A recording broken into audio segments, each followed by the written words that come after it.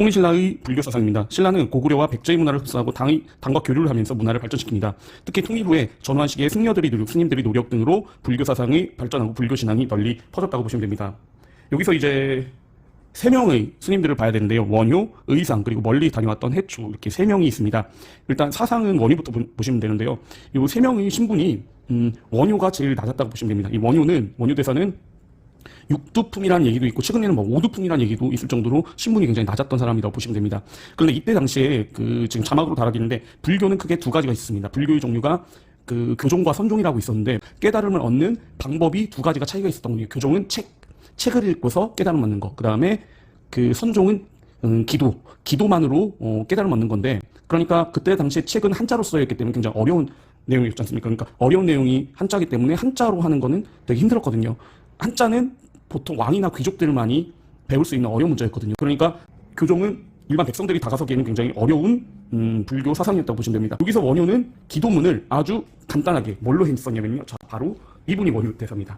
나무 아미타불. 그래서 나무라는 건 뭐에 귀의하다는 뜻이거든요. 귀의하다, 경외하다, 믿다. 그리고 아미타라는 부처를 귀의하는 삶이다. 그러니까 이거는 한마디로 불교에 풍덩 빠져서 불교에 살고 불교에 죽는 삶을 살라 이겁니다. 그러니까 일반 백성들, 글을 모르는 사람들도 그냥 나무 아미타불만 외치면은 그냥 부처님이 계시는 그 극락세계로, 그러니까 불교의 천국세계로 갈 수 있다는 거니까 일반 백성들이 굉장히 환호를 했던 거죠. 그래서 그 원효 대사는 한마디로 불교의 대중화, 많은 사람들이 불교를 믿을 수 있게 했고요. 그러니까 이 사람은 사상이 간단한 거예요. 복잡할 필요가 없습니다. 그래서 모든 진리는 한 마음에서 비롯된다라고 했고요. 모든 진리는 한 마음에서 비롯된다. 그래서 일심사상을 내세우게 됩니다. 일심사상. 하나의 사상을요. 그 다음에 종파 간의 갈등을 해소하려 하였고요. 또한 백성들에게 불교 교리를 쉽게 전달하며 불교를 적극적으로 전파하게 됩니다. 불교를 적극적으로 전파하고요. 그런데 의상은 왕자님이었습니다. 이 의상의 아버지가 김한신 장군인데 최고의 귀족이었다고 보면 됩니다. 굉장히 높은 사람이었어요. 진골 귀족 중에서도. 의상의 만든 사상이 뭐냐면요. 의상은 당에서 불교를 공부하고 돌아와 우주 만물이 서로 대립하지 않고 조화를 이룬다. 그러니까 어렵게 말한 거죠. 우주 만물이 서로 대립되지 않고 이게 핵심은 조화입니다. 조화를 이룬다. 화엄 사상을 주장을 하고요. 화엄 사상을 통해 신라인을 정신적으로 통합하고자 하게 됩니다. 말에는 경전과 교리 연구를 중시하는 교종과 본래, 그래서 통일신라 말에는 경전과 교리 연구에 중시하는 교종은 책입니다. 왕실 귀족. 그 다음에 본래 마음에 구비된 종교적 진리를 일시에 깨달아 얻는 것. 본래 마음에 구비된 종교적 진리를 일시에 깨달아 얻는 것. 이것을 참선이라고 합니다. 참선이라는 건 그러니까 선종의 기도 방법이라고 보면 돼요. 그 다음에 선종이 유행하게 됩니다. 지방의 여러 곳에서 선종 사찰이 세워져 불교 신앙이 중심적이 됩니다. 그래서 지방에서 선종이 유행을 하게 됩니다. 최초의 왕호천축국전인데, 왕호천축국전 말이 어렵잖아요. 왕이라는 것은 왕래, 갈왕자입니다. 갈왕자라 갈왕이라는 건 왕래한다. 그 다음에 5개의 천축국이라는 것은 옛날에 고대 인도를 천축이라고 했거든요. 그러니까 말 그대로 5개의 인도를 갔다 온 전한 이야기라는 거예요. 이야기. 그러니까 이게 뭐예요? 한마디로 얘기하면은 인도 여행기예요. 인도 여행기. 왕호천축국전은 인도 여행기입니다. 말 그대로 인도 5개국 여행기죠. 정확히 말하면 인도 5개국 여행기. 당이 유학 갔던 신라의 승려 해초는 근데 해초가 육두품이었거든요. 그러니까 해초가 만일 육두품 낮은 품계가 아니었다면 그냥 의상처럼 당나라에 가가지고 그냥 유학하고 그냥 돌아와가지고 그냥 스님하면 되잖아요. 그런데 해초는 육두품이었기 때문에 적어도 누구보다는 더 멀리 가야지 성공을 해요. 의상이 당나라 같지만은 이 사람도 명성을 얻기 위해서는 결국에 뭡니까? 더 멀리 가야 돼요.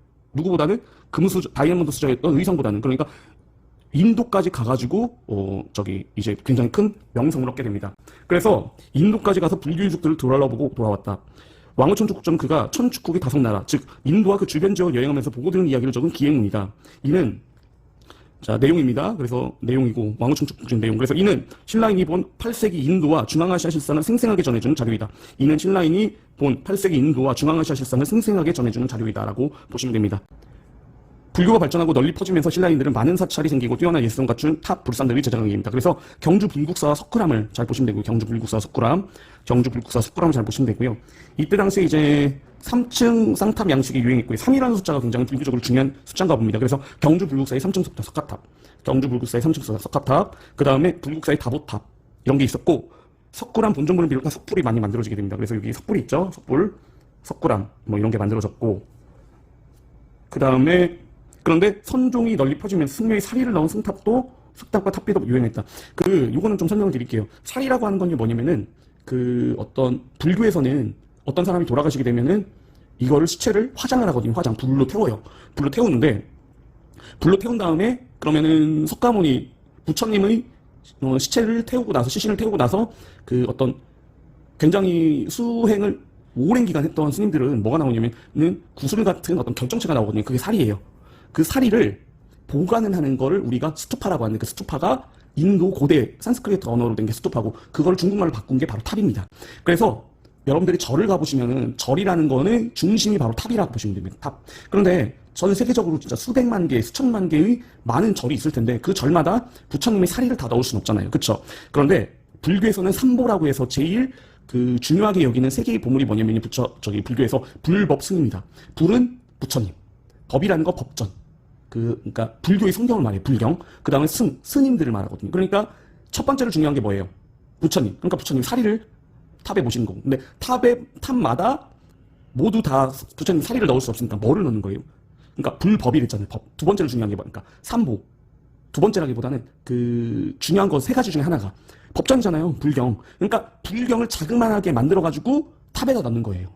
무슨 얘기인지 알겠죠? 불국사. 자, 여기 불국사가 있어요. 불국사가 있으면 우리가 다보탑이랑 석가탑이 있지 않습니까? 다보탑이랑 석가탑. 그러니까 여기서도 석가탑은 바로 뭐냐면 석가모니가 있는 탑. 석가모니. 그런데 부처님은 멀리 계시잖아요. 멀리. 인도에. 그쵸? 그러니까 여기 탑에도 뭘 넣은 거예요? 부처님 말씀인 여기 무구정광태 다랑이경이라는 불경을 넣었고 그 다음에 근데 이 불경이 누구를 상징하는 거예요? 이 불경이 부처님을 상징하는 거예요. 석가모니 넘버원 부처님 만든 불교를 만든 넘버원 그러니까 석가탑에 있는 거고 넘버원. 그 다음에 두 번째로 중요시하는 게 뭐랬어요? 불법승이니까 법. 불경이 됐잖아요. 불경. 그러니까 그런데 그 여러분들 불경이 결국에는 인도어인 산스크리트어로 된 거를 중국어로 번역을 했던 수백 년의 작업이 있었을 거 아니에요. 그러면 정말 많은 그 불교 경전들이 생겼을 텐데 그 불교 경전은 우리가 전부 다 그러니까 너무 많은 불교 경전이 생기다 보니까 이거를 정리를 하게 된 거예요. 그러니까 백과사전이에요. 그래서 그동안 만들어진 불교 경전을 이제 정리하는 작업을 했다고 보시면 됩니다. 그 정리하는 작업이 바로 대장경이에요. 그래서 우리가 알고 있는 8만 대장경이라고 하는 게 뭐예요? 바로 인도어, 산스크리트 고대 인도어로 된 그 불교 경전을 중국어로 바꾼 게 바로 대장경이고 거기서 그 불교 경전 중에 최고봉 정말 최고들만 모아놓은 게 바로 8만 대장경이라고 보시면 됩니다. 8만 대장경. 그래서 근데 불교 경전 중에 최초로 만들어진 게 법화경이라는 게 있고요. 법화경. 아마 수나라 당나라 때쯤에 만들어진 건데 이 법화경의 화신, 그 법화경의 화신인 게 바로 다보부처입니다. 다보열애. 그래서 그 불교 경전을 그 중시하는 탑이 바로 다보탑이 되는 거예요. 다보탑. 그래서 말 그대로 탑이 불국사에서 두 가지인 이유는 하나는 넘버원인 석가모니 길이인 석가탑.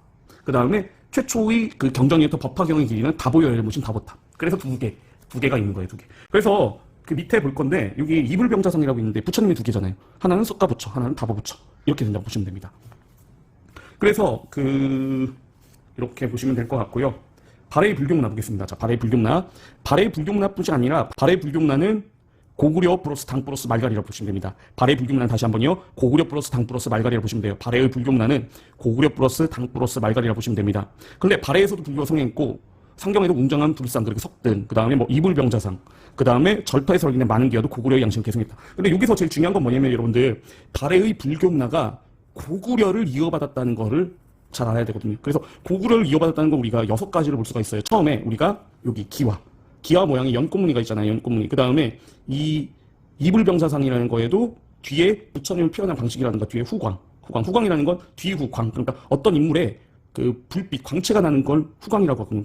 그 다음에 이거는 발의 석등의 밑에 연꽃무늬. 여기 밑에가 여기가 연꽃무늬거든요. 그리고 여기 밑에도 연꽃무늬. 그래서 처음에 이렇게 보시면 돼요. 자, 정리합니다. 발해의 문화가 고구려를 이어받았다는 거가 굉장히 중요해요. 다시 한번 발해 문화가 고구려 문화를 이어받았다는 근데 그거의 첫 번째 1번입니다. 고구려의 기와 발해 기와가 1번. 그 다음에 이불병자상이 2번. 이불병자상은 박스 치시고요. 이불병자상이 2번. 그래서 그리고 3번이 발해석등입니다. 발해석등. 그 다음에 지금 자막에 달아드려 있는데 4번이 정해공주묘입니다. 정해공주묘. 그 발해의 문왕이 2명의 딸이 먼저 죽었거든요. 그래서 큰 위의 딸이 정해공주, 그 다음에 막내 딸이 정효공주거든요. 근데 정해공주의 무덤에서 우리가 지금 그림으로 넣어드리는데 그 굴식 돌박 무덤이라든지 아니면 모주림천장 무덤이라든지 이런 양식이 고구려의 무덤 양식과 굉장히 흡사합니다. 그래서 이걸 통해서 우리가 4번이 정해공주 무덤이 바로 굴식 도병무덤과 무진천장을 통해서 같은 거다라고 보시면 됩니다. 5번이 뭐냐면요. 5번은 온돌입니다. 온돌. 그 다음 6번은 발해의 도성구조. 발해의 도성구조가 이 평양 고구려하고 거의 유사하다고 보시면 될 것 같습니다. 정효공주 묘비. 정효공주 묘비는 아까 발해 문화가 고구려 당 말갈의 문화를 이어받았다고 했잖아요. 요거는 특히 당나라의 문화를 이어받는 겁니다. 정효공주 묘는요.